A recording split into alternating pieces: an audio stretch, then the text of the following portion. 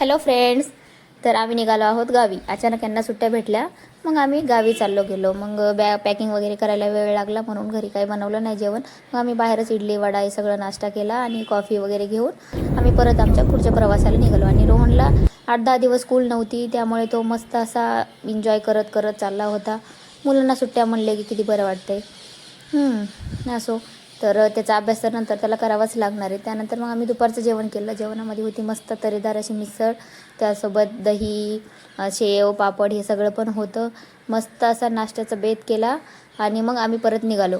आणि जर तुम्हाला ह्याचा लाँग ब्लॉग पाहायचा असेल तर मी डिस्क्रिप्शनमध्ये लिंक देते, त्यावर जाऊन तुम्ही लाँग ब्लॉग पाहू शकता.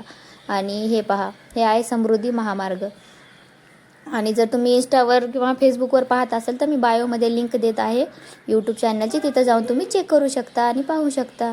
चलो बाय, भेटूया नेक्स्ट व्हिडिओमध्ये. व्हिडिओ आवडला तर लाईक करा, शेअर करा आणि चॅनलला सबस्क्राईब करायला विसरू नका आणि फॉलो करायला तर अजिबात विसरू नका.